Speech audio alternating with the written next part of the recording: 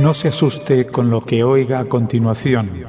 Es el eco del pasado cuando empezaron las emisiones de Radio Sefarad a finales de enero del 2004 y cuyos informativos semanales hemos reunido para revivir lo que entonces pasaba desde la perspectiva de nuestro tiempo.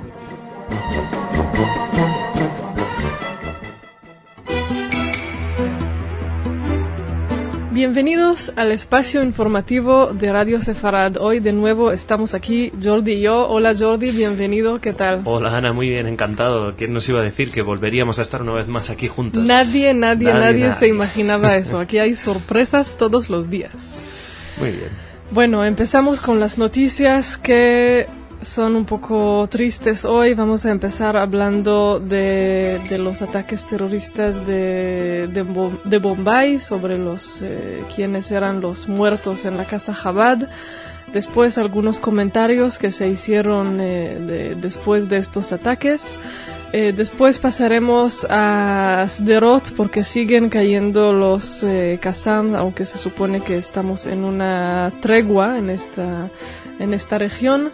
Y vamos a terminar con un marcador de páginas regalado a Hitler por Eva Braun, que se está ahora descubriendo.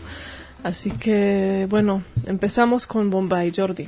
Comenzamos con Bombay, como decías antes, el triste balance de muertos en estos atentados terroristas.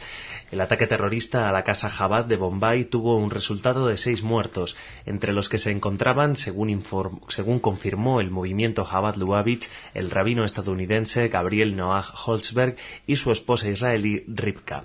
El hijo de la pareja, Moshe Holzberg, había sido salvado por un empleado y ahora se encuentra con sus abuelos que viajaron desde Israel a la India.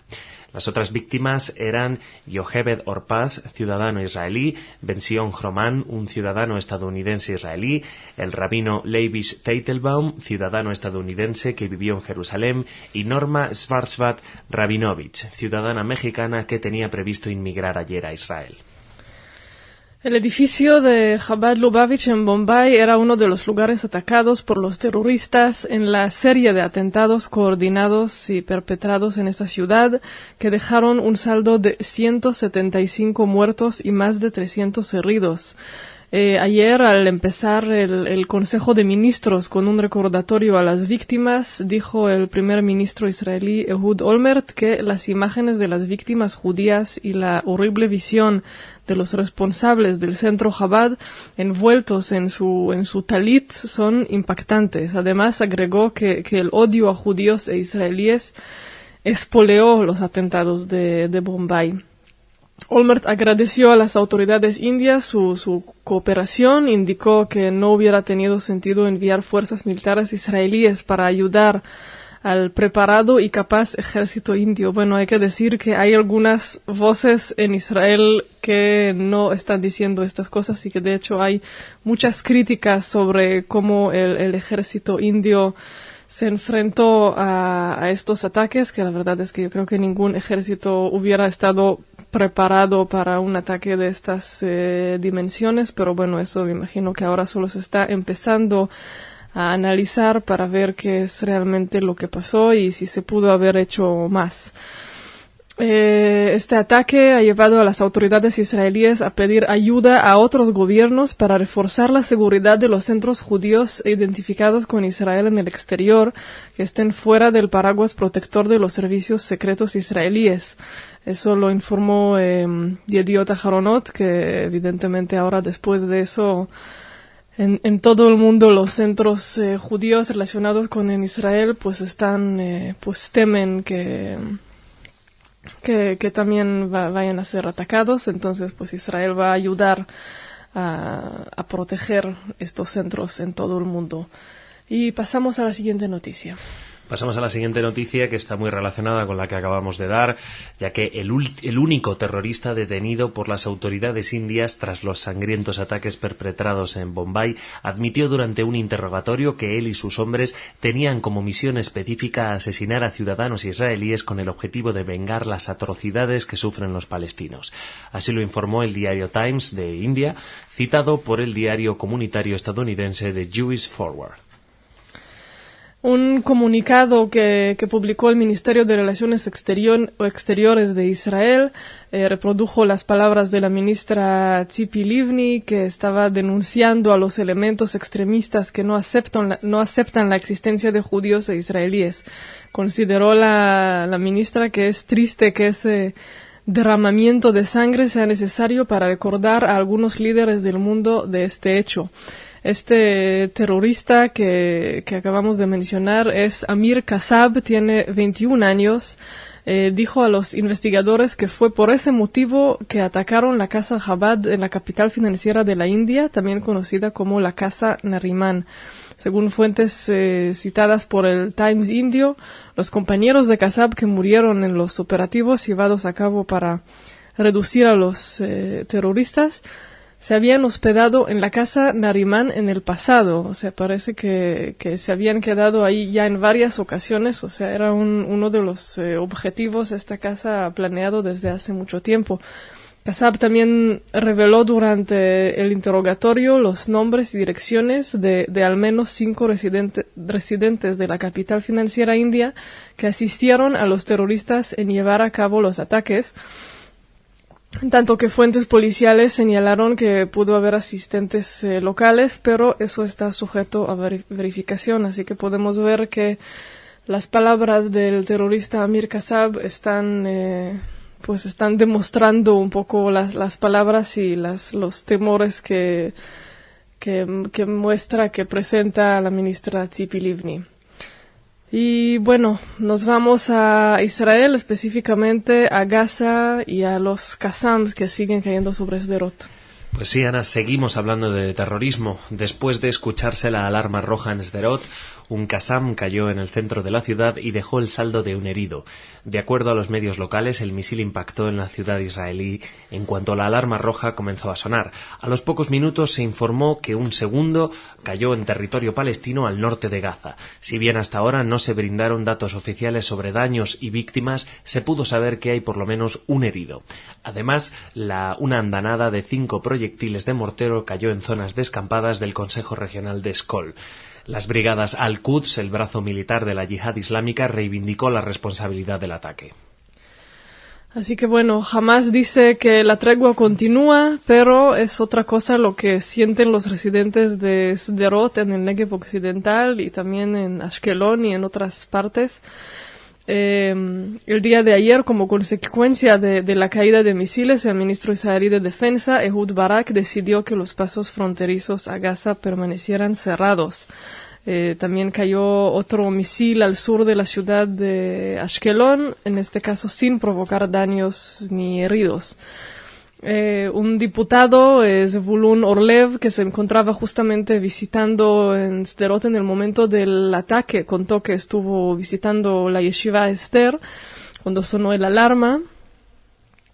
Corrieron al refugio y sintieron una explosión que sacudió todo y pues cayó a 200 metros de la yeshiva.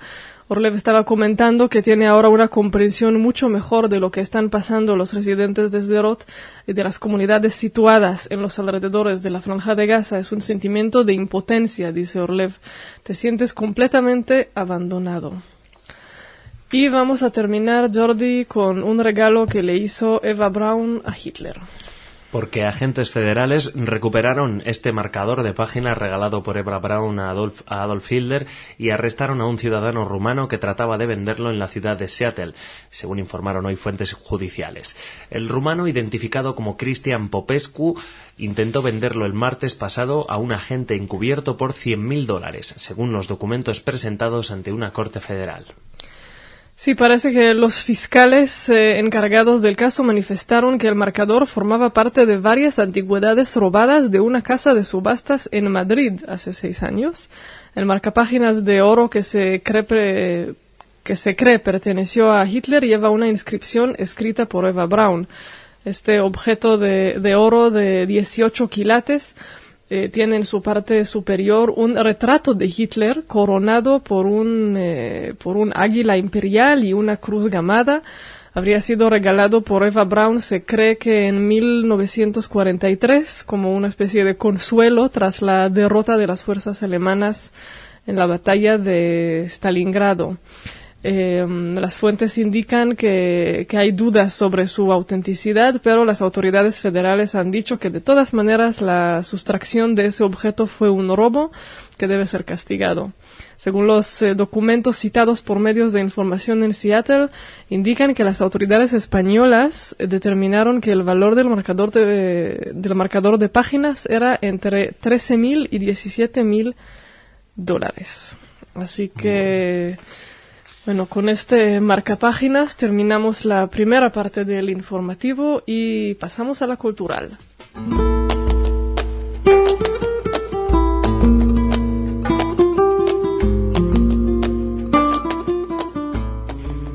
Hola, Jordi. Hola, Ana. ¿Me vas a de traer nuevo aquí? Traes las noticias culturales ahora, ¿no? Ahora te voy a contar las noticias culturales. Muy bien, pues cuéntame qué tienes por ahí. Algo de Casa Sefarad veo, ¿no? Ves muy bien, porque Casa Sefarad Israel, Infomedio y la Fundación Garrigues están invitando al público a una conferencia que se titula Barack Obama, Israel y las minorías en Estados Unidos. Eso tendrá lugar el próximo 3 de diciembre a las 9:30 de la mañana, y repito de la mañana, porque luego la mayoría de las conferencias que presentamos aquí son en la noche, pero no, eso es para los mañaneros. Para tomar un café, ¿no? Viéndola. Exacto, para desayunar y escuchar sobre Barack Obama e Israel. En la Fundación Garrigues, que es en la calle Hermosilla 3 en Madrid. La conferencia va a ser impartida por Steve Cohen, que es miembro del Congreso de Estados Unidos. Así que, muy bien, pues eso es lo primero que quería ¿Y contarles. qué más tienes por ahí?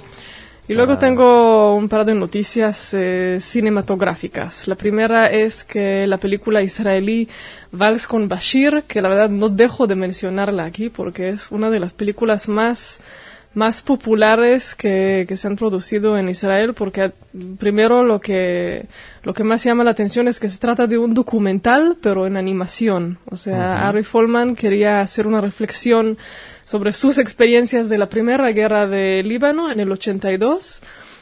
Hizo todas las entrevistas como un documental normal y después lo pasó a animación, y eso está impactando al mundo de los festivales de cine. Y lo último es que ganó como mejor película extranjera en el 11º Festival de Cine Independiente de Inglaterra. 11º. 11º. No importa. Perdóname. Esto es un clásico. Sí, es que después del 10º ya me confundo un poco. No te preocupes. Pero Hasta bueno, hubo una ministra de Educación en este país que cometió ese mismo fallo. No pasa nada. Ah, bueno, entonces me ella, siento más tranquila. Todos preparados. Y ahora voy a hablar de algo que es el 10º, porque se celebra el Festival de Cine Judío de Jerusalén y va a ser su 10º aniversario. Eso es del 13 al 19 de diciembre en el Cinematheque, que es la Filmoteca de Jerusalén. Una de las cosas es un homenaje especial a Daniel Burman. Se va a presentar su última película, El Nido Vacío, me parece que con su presencia ahí en Jerusalén. Además, se va a otorgar un reconocimiento a Micha Shagrir, que es productor israelí de cine, por su contribución al desarrollo del cine judío e israelí. Y bueno, una serie aparte de películas, también siempre presentan conferencias, paneles sobre identidad judía, sobre comunidades judías de todo el mundo. Es una serie de eventos muy interesantes para los que andan por ahí en Jerusalén. Muy bien, para los amantes del cine, Daniel Burman, El abrazo partido, ¿no? Exactamente. Conocido sobre todo por esta película. Sí, es la más famosa. Y bueno, ahora tiene la del Nido Vacío, que también se está presentando en estos días en España, entonces tenemos que ir a verla también por aquí. A la caza, a ver si consigues pillarle a Burman. Lo intentaré. Muy bien. Bueno, pues muchas gracias, Jordi. Gracias a ti, yo estoy aquí acompañándote. Sí, te diría que mañana regresamos a la normalidad, pero la verdad es que aquí en Radio Sefarad no se sabe. Pero mañana habrá noticias. Y seguro correo de los oyentes. Y seguro correo de los oyentes. Ahí nos vemos seguro. Mañana. Ahí nos vemos seguro. Bueno, gracias a todos, señoras y señores, sigan con nosotros.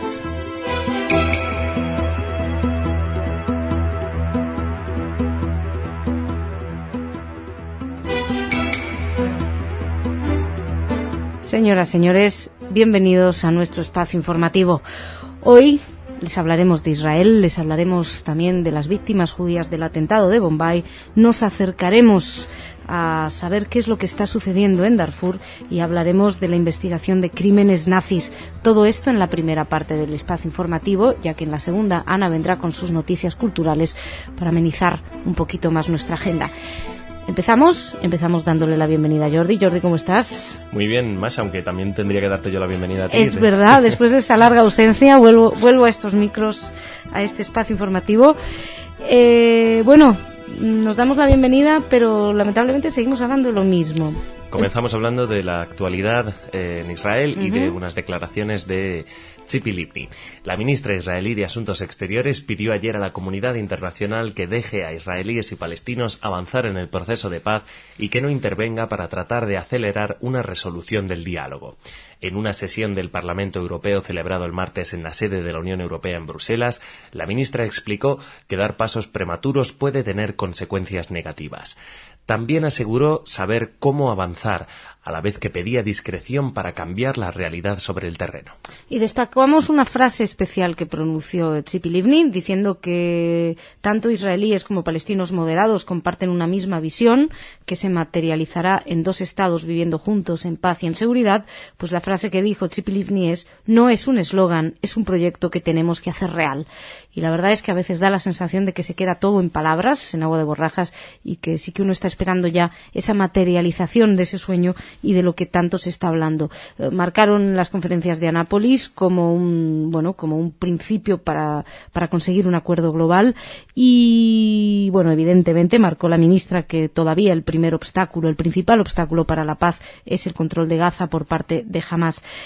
Estas declaraciones las hizo dentro de este marco en Bruselas del Parlamento Europeo, donde varios eurodiputados se mostraron críticos respecto a la actitud del gobierno israelí respecto a los asentamientos judíos en los territorios palestinos y aseguraron que es un problema que puede poner en peligro esfuerzos para resolver el conflicto de Oriente Medio. Tzipi Livni afirmó por su parte que la política del Ejecutivo israelí no es la de extender los asentamientos. Dijo que la pequeña actividad, así lo mencionó en ese sentido, que existe en este momento, no va a dañar el proceso de paz.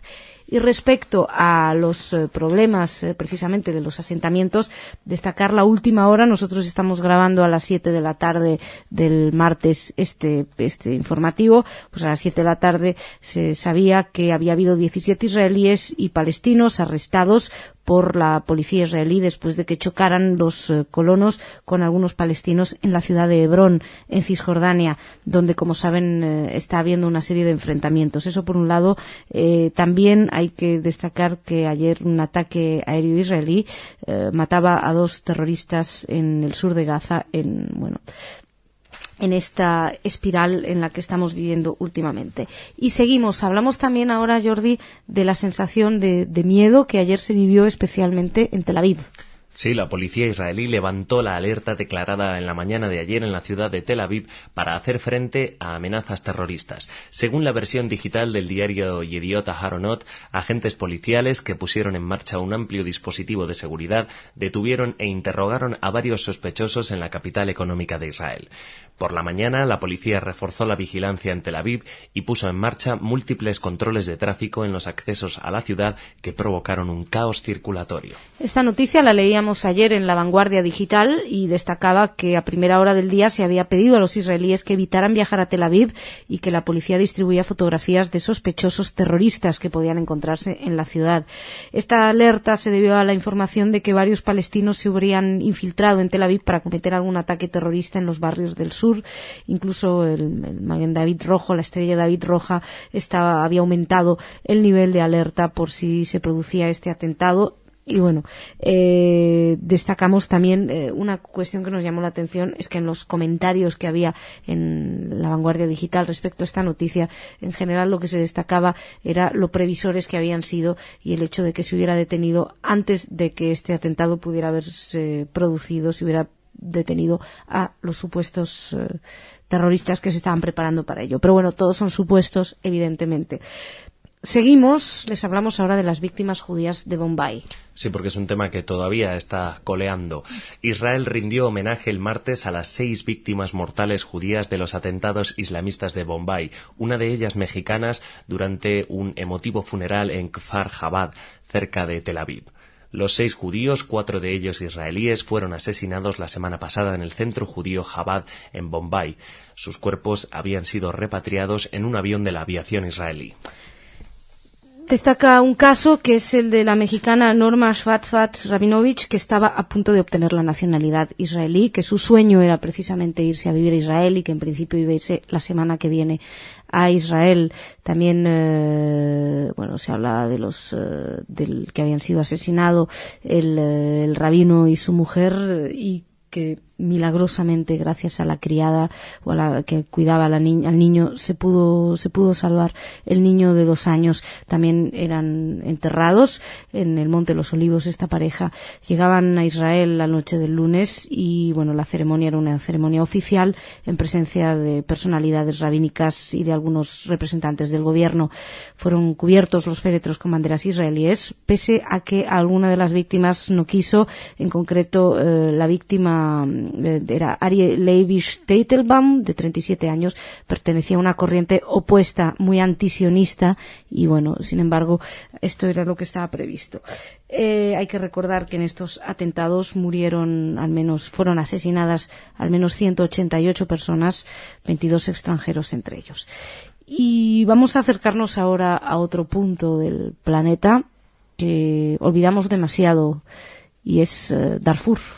Efectivamente, Masha, Darfur, el conflicto olvidado del que no se suele hablar. Y este martes una coalición de grupos de derechos humanos publicó un informe en el que denuncia que la situación en la región de Darfur, en Sudán, se está deteriorando con un aumento de la violencia, a pesar de que el gobierno de Jartum diga lo contrario. El informe rechaza declaraciones del gobierno sudanés de que las condiciones están mejorando en la devastada Darfur, y acusa a las autoridades de llevar adelante la guerra, obstruir la ayuda humanitaria e intentar persuadir al Consejo de Seguridad de la ONU de suspender una orden de arresto de la Corte Penal Internacional contra el presidente Omar al-Bashir. Los grupos de derechos humanos, que incluyen a Human Rights Watch, la coalición Save Darfur y Human Rights First, difundió su informe titulado Sudán, retórica versus realidad en Darfur, en vísperas de que el fiscal de la Corte Penal Internacional, el argentino Luis Moreno Ocampo, se reúna el miércoles con el Consejo de Seguridad para dar cuenta de sus investigaciones. Richard Dicker, que es director del Programa de Justicia Internacional de Human Rights Watch, en un comunicado donde anunciaban este informe, declaraba que la comunidad internacional tiene un desafortunado historial de juzgar a Sudán por sus palabras en vez de por sus actos.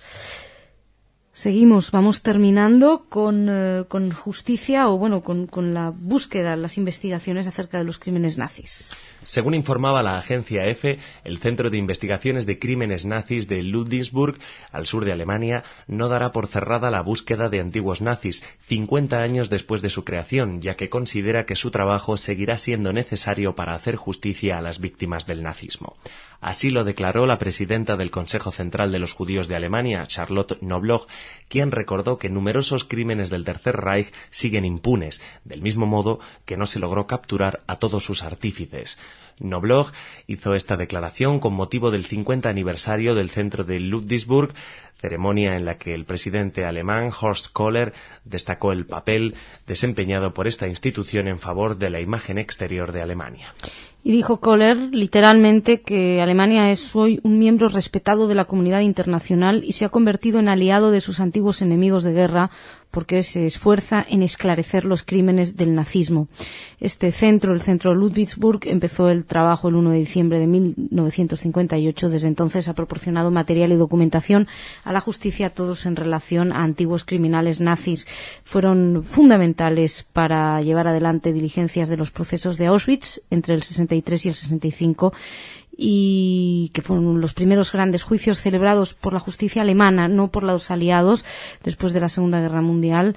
han reunido más de 100.000 actas a lo largo de estas décadas y han sido estas fuente de investigación para numerosos historiadores como Daniel Goldhagen, quien trabajó 14 meses en Ludwigsburg para un libro que escribió Los esbirros complacientes de Hitler, un libro que levantó muchas ampollas, y entre sus investigaciones recientes está la del caso de Manyuk, tristemente célebre Iván el Terrible del campo de Treblinka.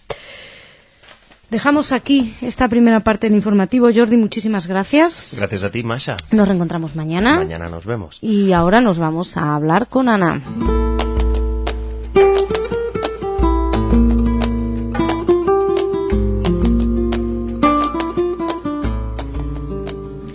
Ana, bienvenida. Hola, Masha. Uy, ¿hace cuánto que no dije eso? Hola, Masha. Hola, Ana. Hace mucho, es verdad. Este ya es el formato clásico. Sí, ya me siento aquí muy cómoda en mi espacio. Yo también. Bueno, cuéntame qué nos traes hoy. Bueno, primero les voy a contar que Casa Sefarad de Israel participa en el certamen coreográfico de Madrid, un evento donde los madrileños pueden disfrutar de mucha danza.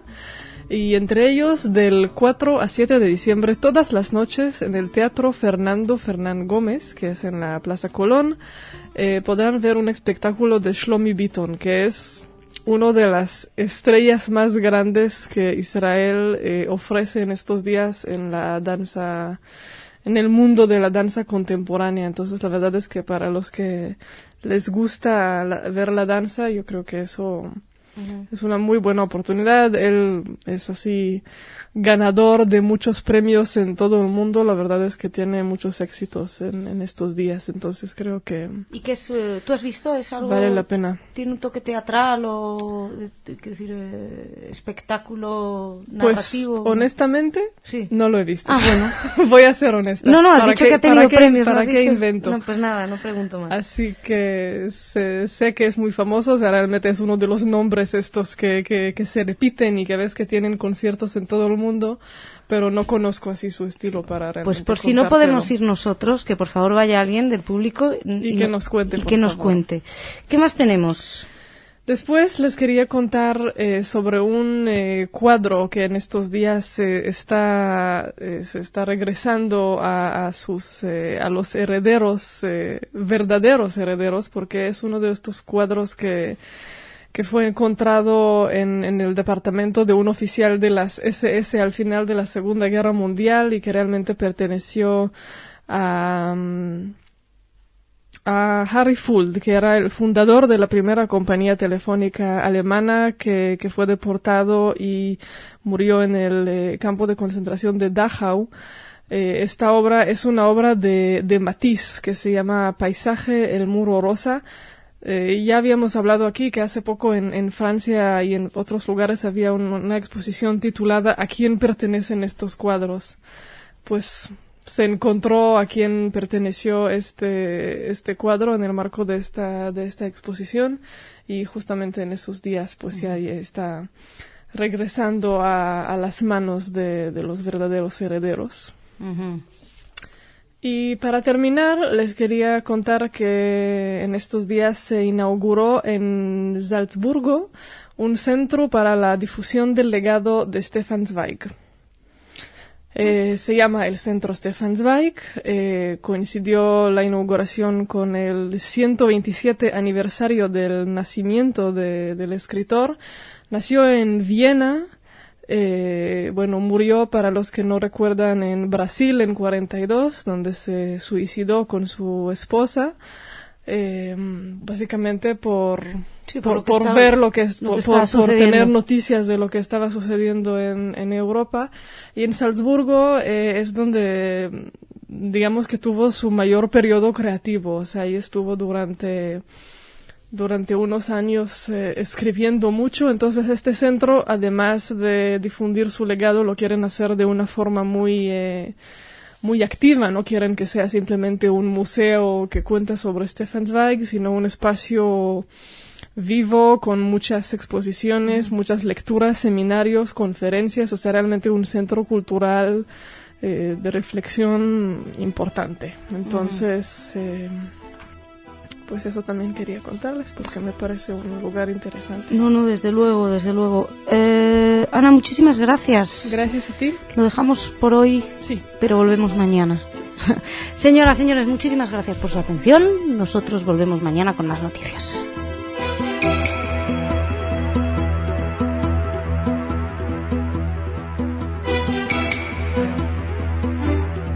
Señoras, señores, bienvenidos a nuestro espacio informativo donde les hablaremos de Israel, de Argentina, de la comunidad judía, pero antes empezar con la última hora del día de ayer, y es que ETA reaparecía en España asesinando en Guipúzcoa a un constructor de la obra Y ferroviaria vasca, el empresario Ignacio Uría Mendizábal, uno de los responsables de la empresa constructora amenazada por ETA, Altuna y Uría, fue asesinado en la localidad guipuzcoana de Azpeita, y evidentemente con la condena de todos los partidos políticos, o casi todos los partidos políticos.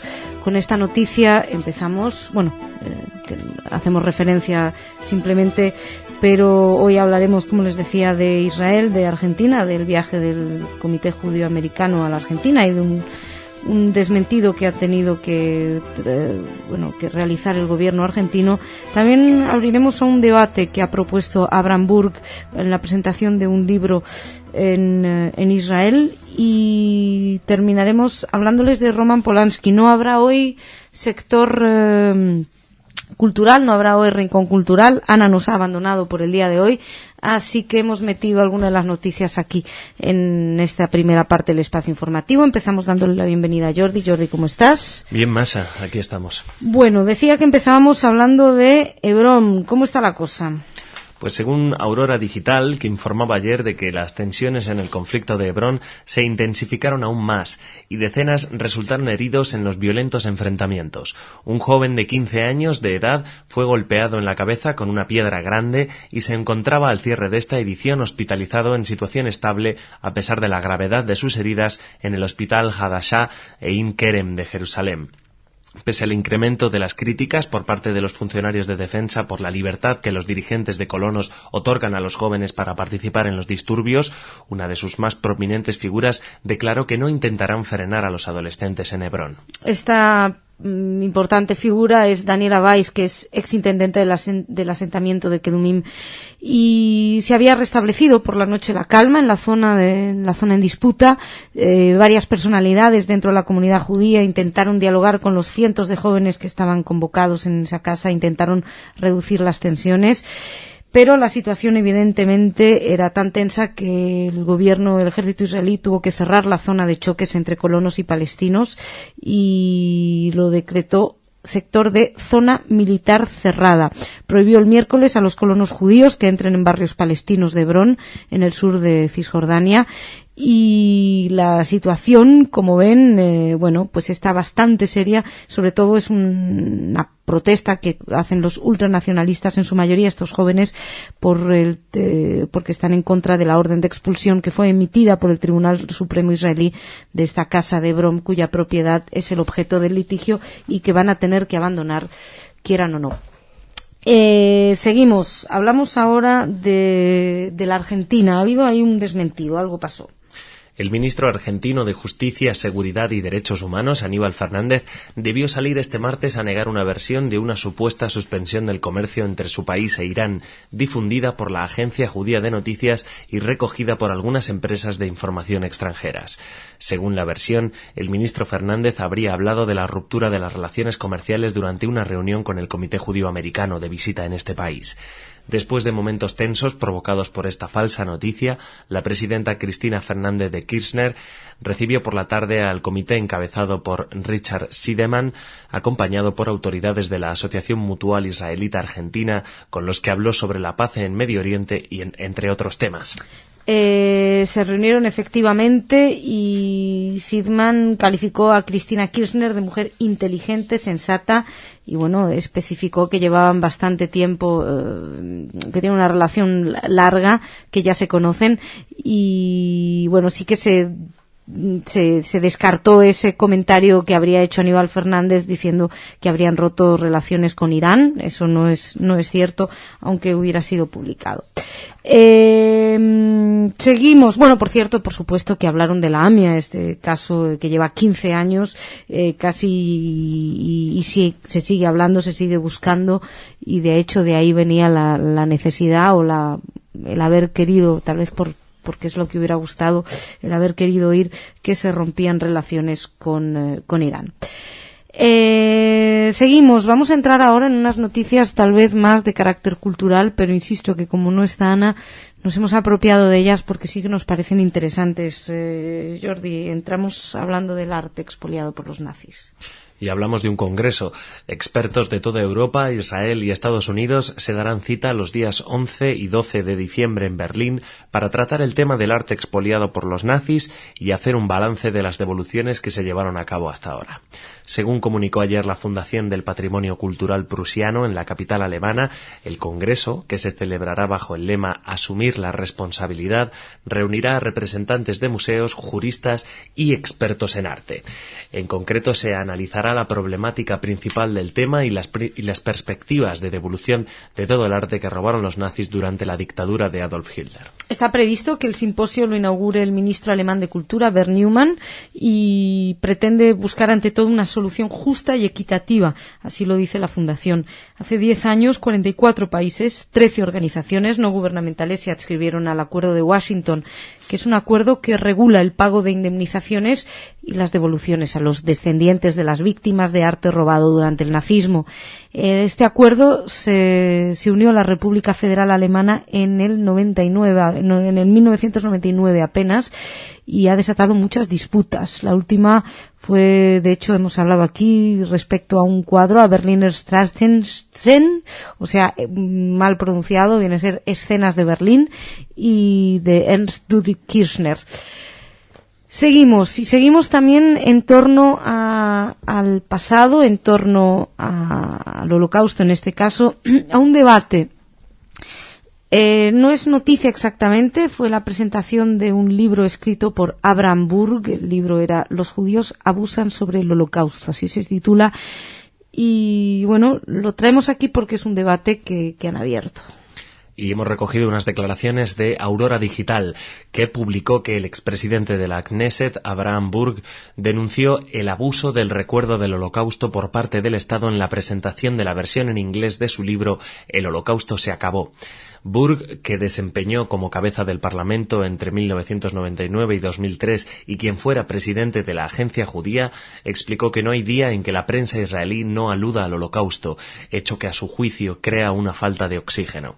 Hijo de un histórico dirigente del Partido Religioso Nacional que escapó de Berlín poco antes de que comenzaran las persecuciones de judíos por los nazis, Burg manifestó estar a favor del recuerdo de las víctimas de ese genocidio. Evidentemente estar a favor del recuerdo de las víctimas, pero rechazó lo que él calificó de obsesión por el Holocausto o abuso.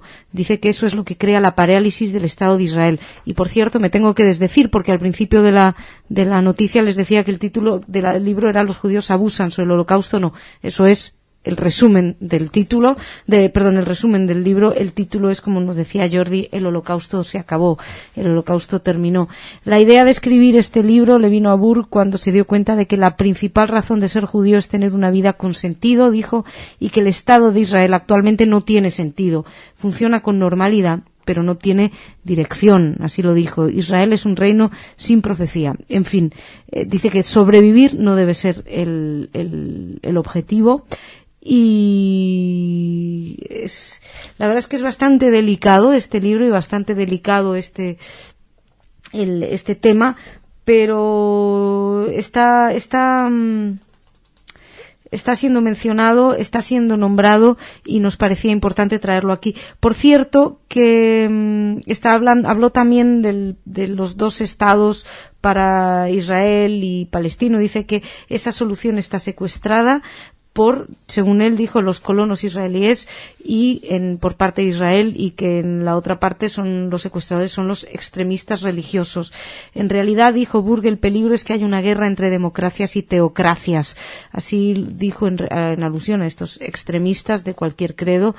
y plantearon hace poco junto al escritor Amos Oz y algunos otros intelectuales y activistas la creación de un nuevo movimiento de izquierdas en Israel. Y vamos a ir terminando con unas noticias acerca de también polémico director de cine Roman Polanski.